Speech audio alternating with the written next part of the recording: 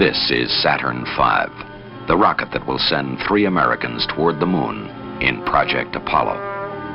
But this historic journey cannot be attempted without knowledge. Knowledge based on experience.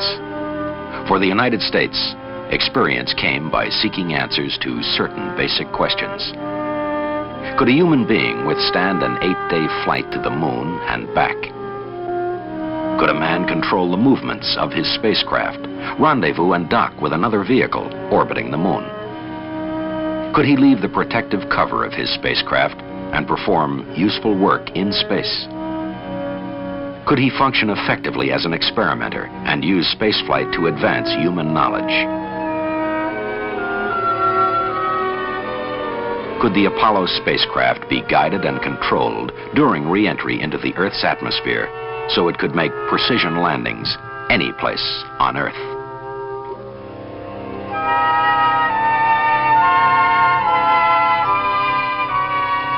If the answer to any of these questions was no, it had to be known before 3 men travel 250,000 miles to the moon.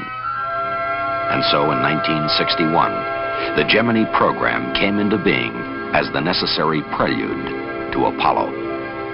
This is the story of Gemini and its legacy to spaceflight.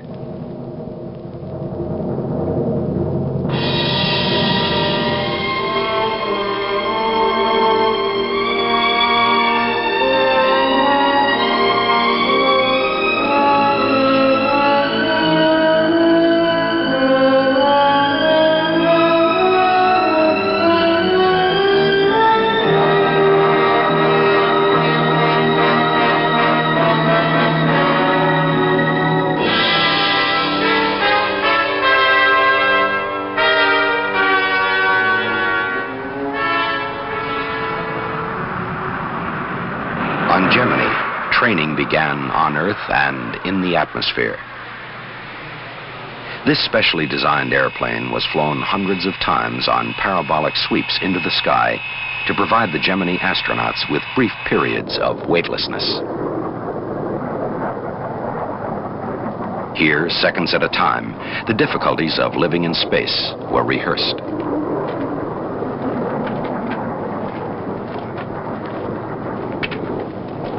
Working under zero gravity, the Gemini astronauts gained experience with the equipment and techniques they would soon take into space. It took hours of training under these rigorous conditions to develop the confidence needed for operating in the space environment.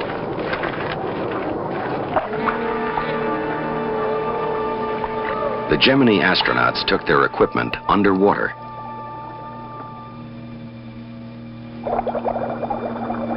Balanced between sinking and rising, they learned to pace themselves as they performed tasks in a condition that simulated longer periods of weightlessness.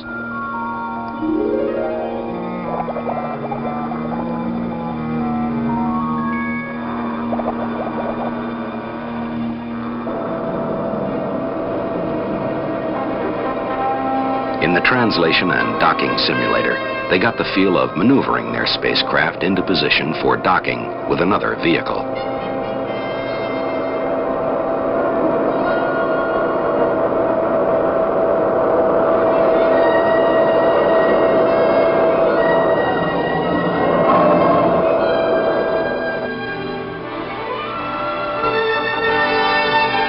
In the Gemini mission simulator, they flew entire missions without leaving the ground. Here, they learned to react quickly and correctly to problems fed to them through computers.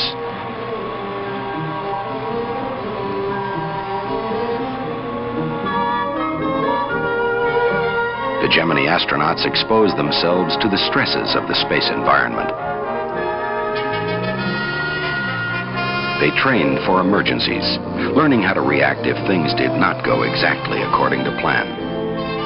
Parachute training, in case they were forced to eject from their spacecraft.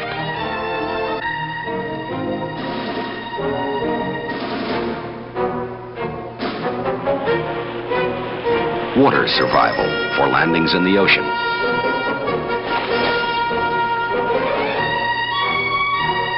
Survival in desert and jungle.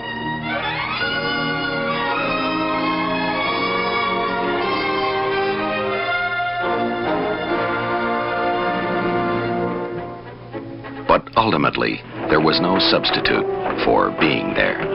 Gemini took the men and the tools and the problems into orbit.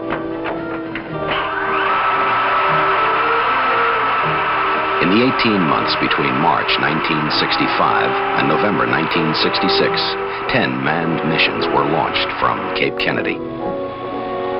16 astronauts journeyed to their spacecraft on Launch Pad 19.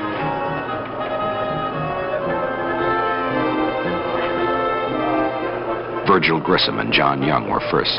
Then James McDivitt and Edward White, L. Gordon Cooper and Charles Conrad, Frank Borman and James Lovell, Walter Schirra, Thomas Stafford, Neil Armstrong, David Scott, Eugene Cernan and Michael Collins, Richard Gordon, Edwin Aldrin. 4 of the Gemini astronauts made the trip twice. Together, these men helped thrust the United States into a new era of exploration.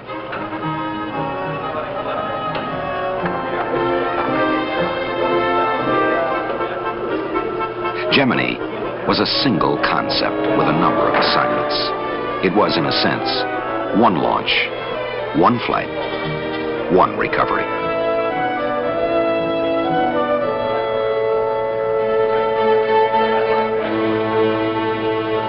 Stand by for 10-second countdown. 10, 9, 8, 7, 6, 5, 4, 3, 2, 1. Ignition.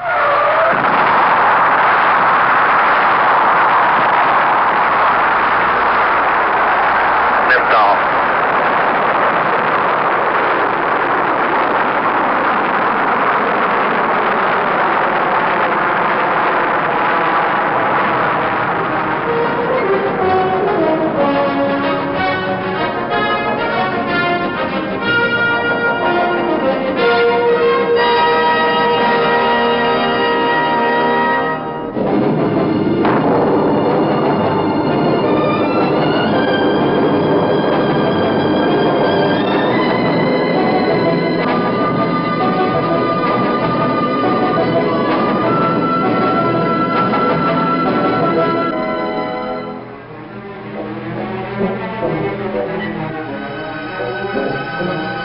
Space is infinite.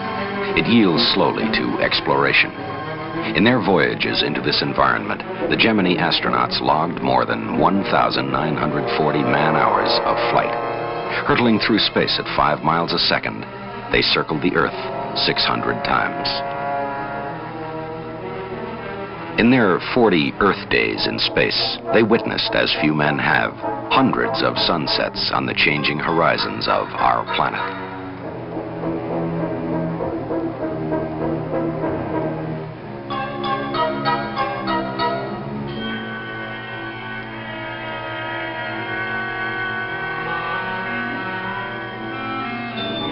Sweeping over continents in a matter of minutes, they gained a new perspective of Earth.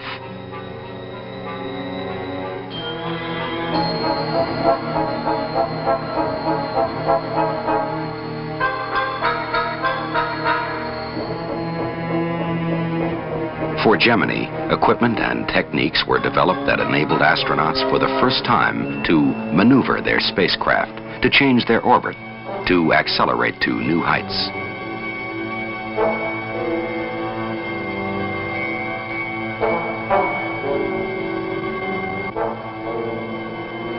The first Gemini maneuvers were basic, flying formation with the spent second stage of the Titan II rocket.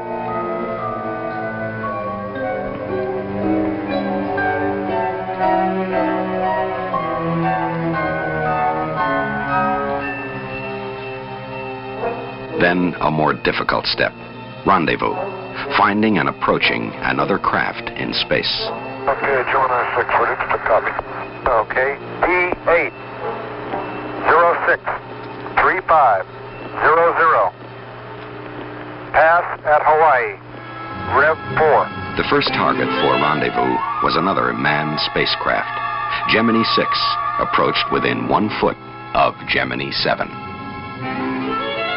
Rendezvous, a major landmark in the history of manned flight. Aboard Gemini 7, astronaut Borman prepares to take motion pictures of Gemini 6 as the two spacecraft begin their station-keeping exercise.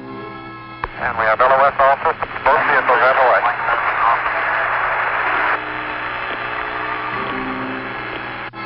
10 rendezvous were accomplished during the Gemini program. The techniques varied, for this maneuver is important to Project Apollo. The lunar module, on returning from the surface of the moon, must rendezvous and dock with the command and service module. In Gemini, conditions of lunar orbit were simulated in Earth orbit, and confidence for Apollo grew.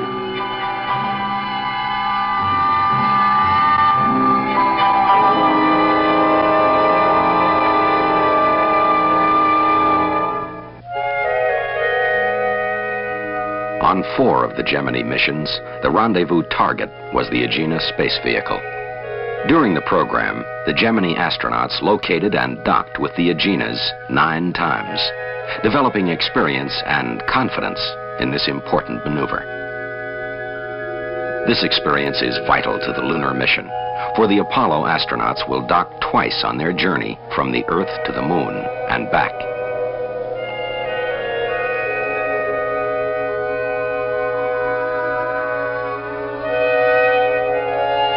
As the spacecraft moved in, docking lights aboard the vehicle helped guide the pilot during the final stages of the maneuver.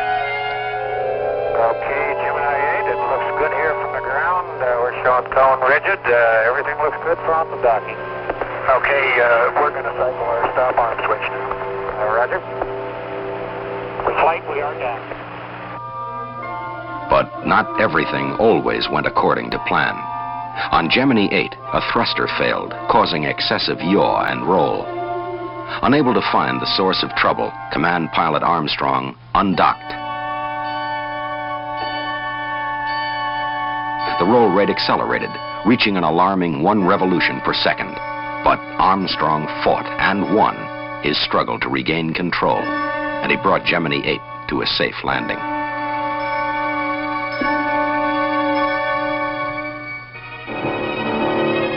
On Gemini 9, when an Atlas rocket failed to place the Agena into orbit, a substitute docking target was launched. Trouble developed on the new target when its shroud failed to separate, leaving what the astronauts quickly named the Angry Alligator.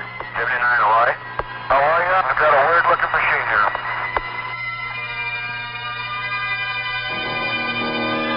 Although the docking maneuver had to be canceled, the flight plan was revised so the astronauts could go on to practice rendezvous 2 more times, developing faith in their ability to cope with adversity and to learn from the unexpected. Alligator's jaw is open at about 25 to 30 degrees, and both the piston springs looks like are fully extended.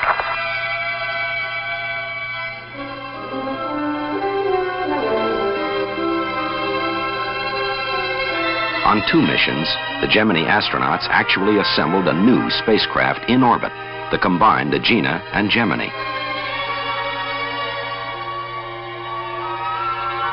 After docking, they commanded the Agena to restart its own rocket engine.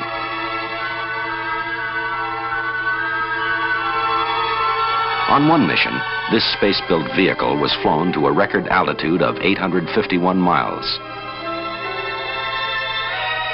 From their vantage point in space, the astronauts had a spectacular view of our planet.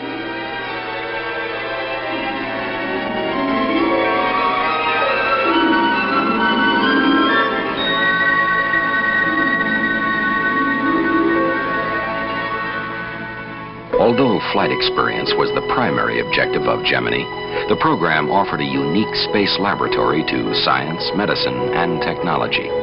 More than 50 experiments were carried on the Gemini spacecraft. Many were repeated on several flights.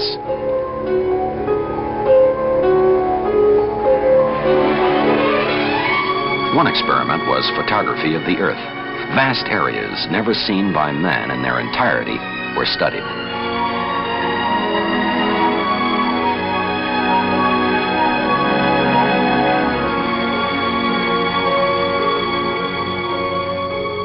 More than 2,000 photographs were taken from space during the Gemini program. These pictures are being used to correct maps and to provide oceanographers, geologists, and geographers with new information about the Earth.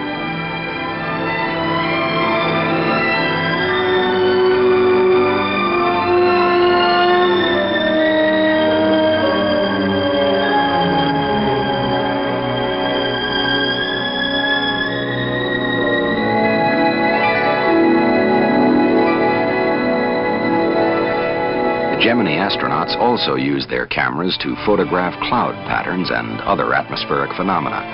This work supplemented information obtained from unmanned weather satellites.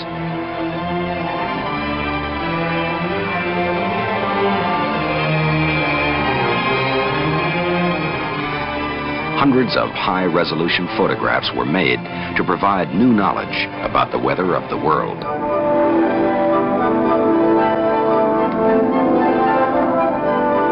The astronomical sciences also benefited from Gemini, for the orbiting spacecraft enables scientists to send instruments far above the blanket of atmosphere, which filters and obscures a variety of phenomena.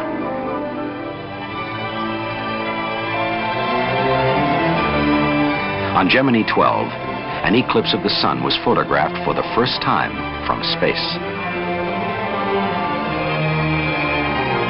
The results of scientific research conducted on Gemini have been made available to the world, not only helping to advance man's knowledge, but promoting a greater measure of understanding among nations.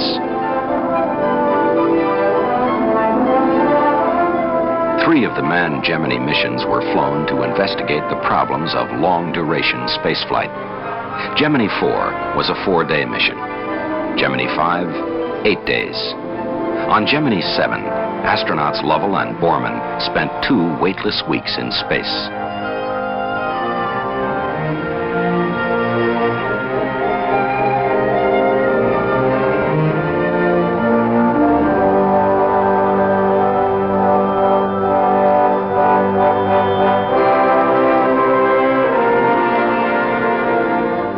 These flights confirmed the endurance of man and his new spacecraft systems. They showed that an astronaut can live in space longer than is required for a round trip to the moon, and thus paved the way for Project Apollo.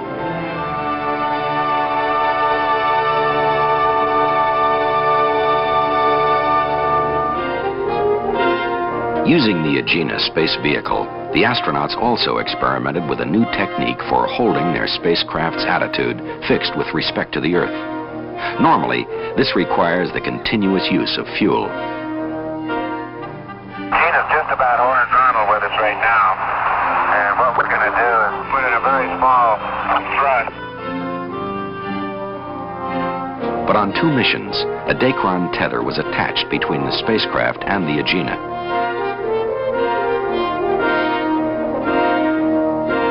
The tether is nicely taut now.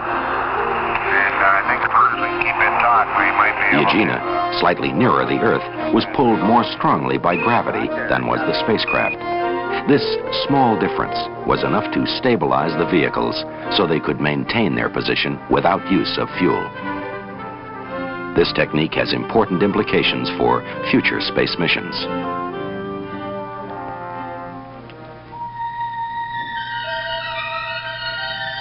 Perhaps the most spectacular experiment of the Gemini program was extravehicular activity. Astronaut Ed White made the first American walk in space. Spurts of gas from White's handheld maneuvering device thrust him in the desired direction. Are you reading me, Capcom?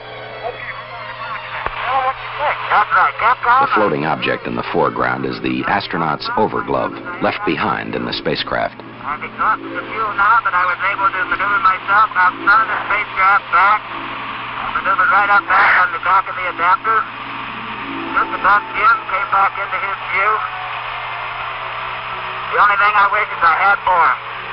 This is the greatest experience it's just tremendous. In contrast to Ed White's successful 20-minute walk in space, the next 3 men to venture outside their spacecraft encountered unexpected difficulties. Although some useful work was accomplished, including on one mission, the historic retrieval of a scientific experiment left behind on an earlier flight, workloads were higher than anticipated. The astronauts had trouble stabilizing themselves outside the spacecraft. All 3 walks had to be terminated early. Yeah, let me hang on to you. I got to rest here a minute, though. Okay. Yeah, I'm pushed. How much tether you got left? Oh, I'm hanging on to you right now. You want me to hang on The to you? difficulties encountered on these missions posed profound problems for future space exploration. I'm hanging on to you right now, tight. Don't have any help. Well, let's go get that tether. Let me have some tether out. Oh, okay. I'm ready to let you go.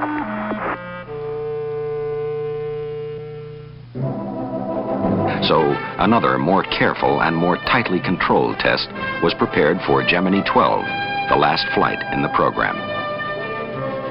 Prior to this flight, astronaut Aldrin trained intensively underwater, pacing himself for his work in space. Okay, good. All right, let me open it.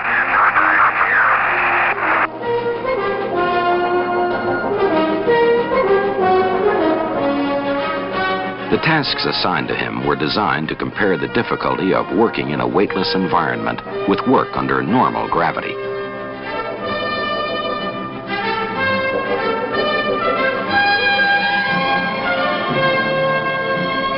On Gemini 12, the problem of excess workload was overcome by frequent rest periods and the use of improved body positioning restraints, such as waist tethers, handholds, and foot restraints.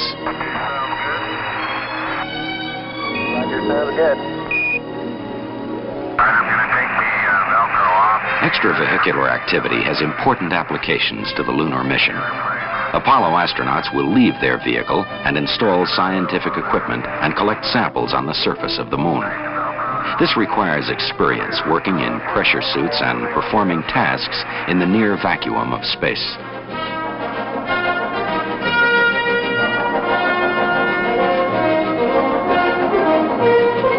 The success of EVA during Gemini will also give Apollo astronauts returning from the lunar surface the ability to board their command module, even if they are faced with docking difficulties. Let's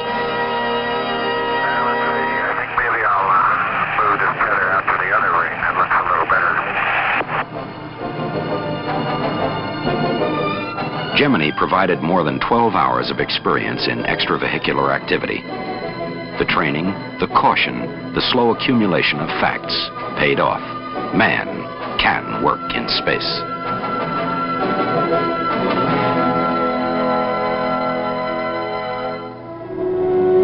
On all Gemini missions, a major objective was to develop re-entry flight path and landing control, so the spacecraft could land at a specific place on Earth. This required the development of new techniques for guiding and controlling the re-entry of the spacecraft. This is the view from the spacecraft window as Gemini re-entered the Earth's atmosphere.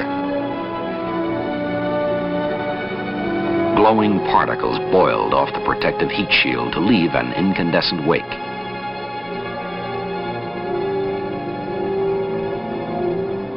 During Gemini, 10 manned spacecraft made this fiery re-entry into the Earth's atmosphere. Gemini 12 was the last. Its re-entry in November 1966 climaxed a program which will really have no end. For Gemini is illuminating the future.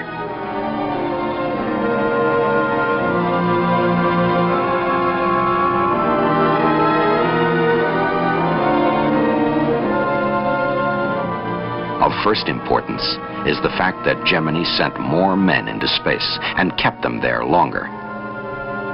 Gemini multiplied American manned spaceflight experience 37 times. There it is. Hey. That's it. 12, Houston, we've got you on the boob tube. You look good. Gemini, an open program, helped further promote international cooperation in space. People in other nations not only witnessed Gemini as it happened, but also helped accomplish the program's objectives, showing again the necessity for international cooperation in the peaceful exploration of space.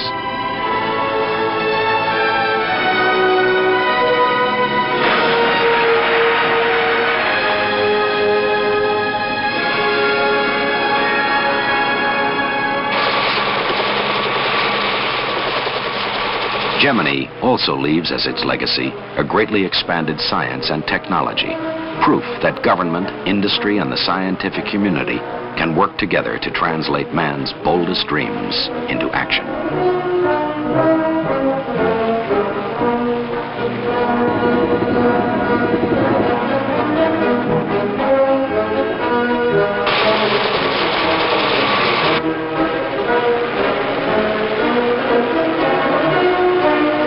In the front ranks of the bearers of Gemini's legacy are the astronauts themselves.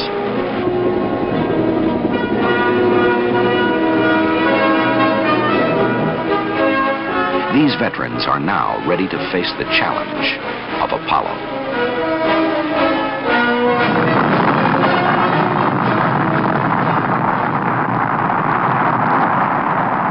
Apollo, with its new questions, new problems, and longer, more difficult voyages. But after Gemini, one question no longer need be asked. Now, we know it can.